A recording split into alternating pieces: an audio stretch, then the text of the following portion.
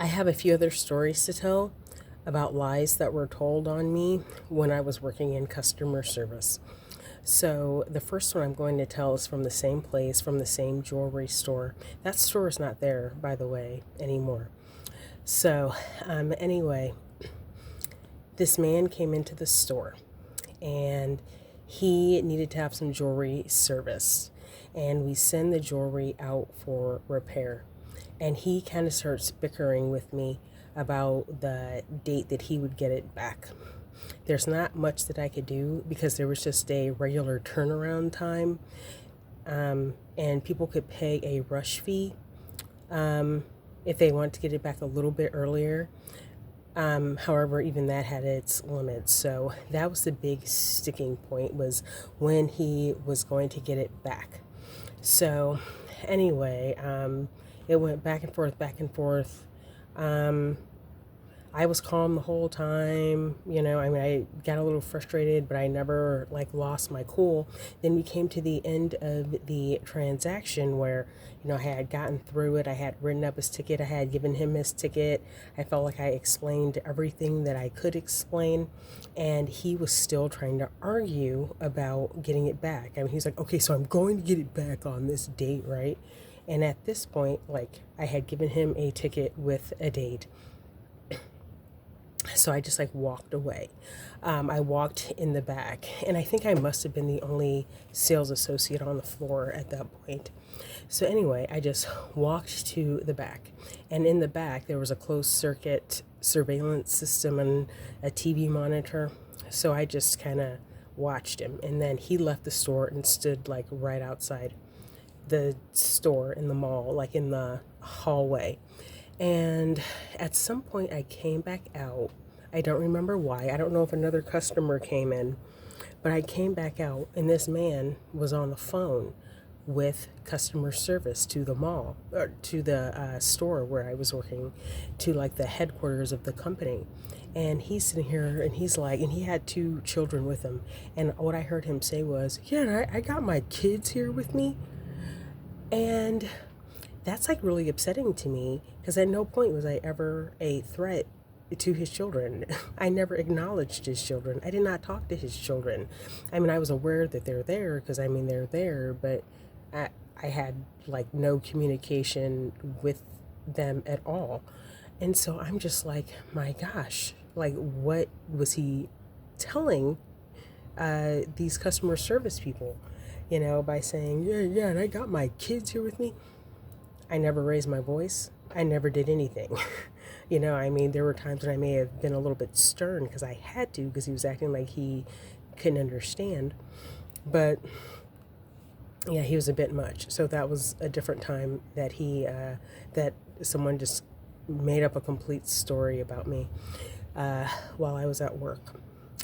Let's see.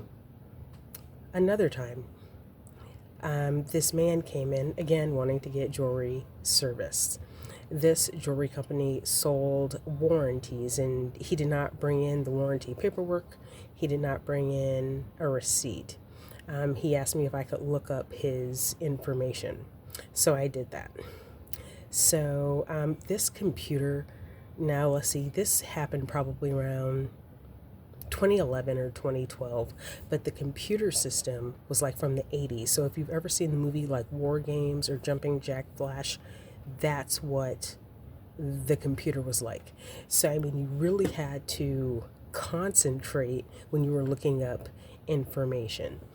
So he gave me his name, stuff like that, approximate dates where he thought that he may have purchased the warranty. And so I was just very focused on the computer.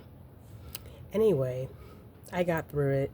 I found his name in the computer. I found what might have been his warranty certificate number, and I applied it to this service. And, I got his jewelry processed and got him a ticket and all that. He leaves and goes and says, oh, well, she was rude. I was never rude.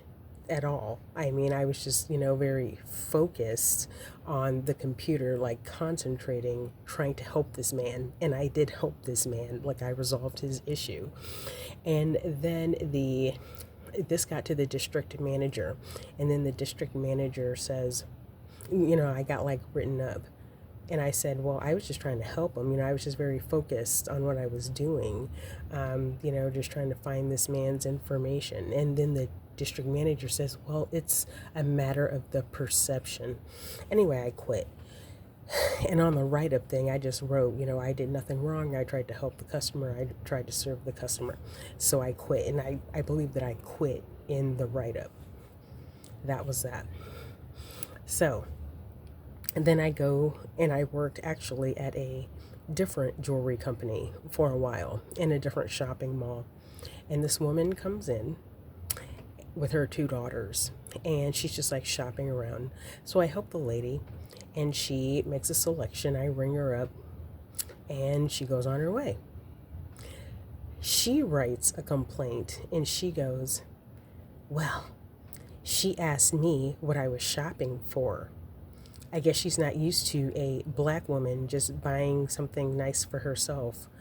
And I was like floored by that. I was like, this woman has absolutely no idea who she's talking to right now. And I mean, even just at face value, like literally face value, I thought that was pretty silly. But yeah, I mean, I helped this one customer. I wouldn't say she was nice to me, but I tried to be nice to her, and she wrote that, and I did nothing to the woman. And as far as me asking her what she was shopping for, I usually ask that to customers, to see if they were looking for a special occasion, just trying to make conversation, just trying to, get to know the customers a little bit and, seeing if I can make some suggestions.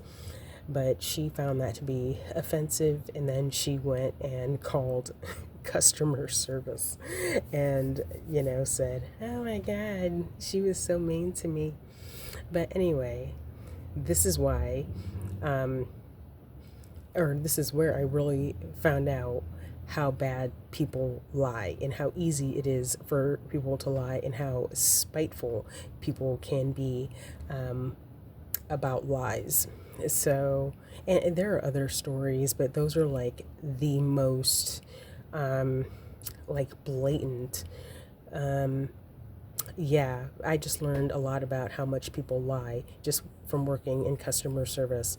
That's why when people tell like customer service stories, I always take it with a grain of salt because I know that sometimes people don't start the story in the right place. They kind of exaggerate certain things and completely eliminate other parts of the story. So, yeah, people lie a lot and people need to stop lying. And again, now some of the same behavior that I saw at the mall, now I'm seeing in like seats of government in positions of power that influence our lives.